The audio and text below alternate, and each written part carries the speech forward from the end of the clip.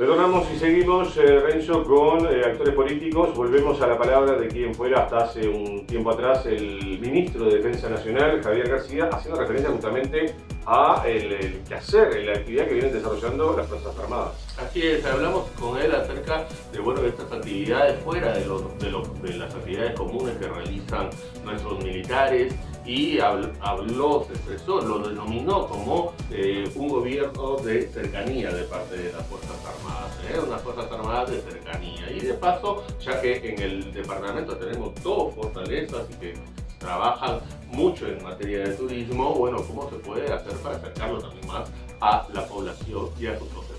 Muy positivo, la política de fronteras y la custodia del Ejército de Fronteras vino para quedarse. Fue una ley que implementamos nosotros, nunca se había hecho, y los resultados fueron muy buenos.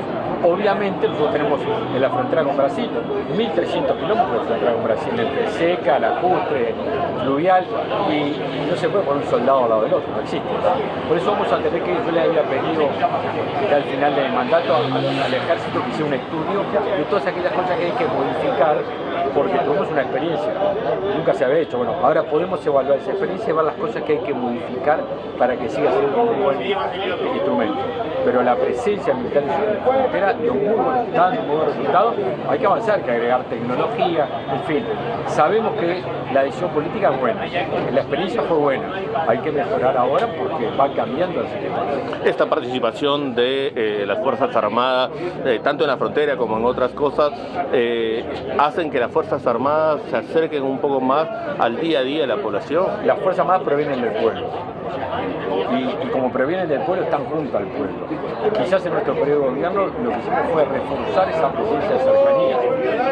La frontera, como les decía recién, pero fue también el frío polar. Fue abrir los cuarteles cuando en el frío polar había muchos uruguayos que estaban en situación de vulnerabilidad, situación de calle.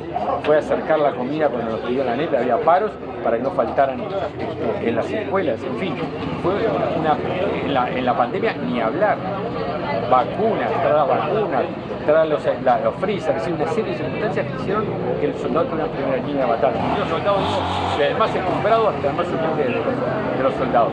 Sin duda, un ejército de cercanía, creo que la lo demostró, pero el mérito es de la Fuerza Armada. Esta gestión de cercanía que usted habla, Rocha es uno de los departamentos que tiene dos fuertes históricos y que justamente intentan entrar dentro del circuito turístico. ¿Qué está faltando para que se incorporen totalmente?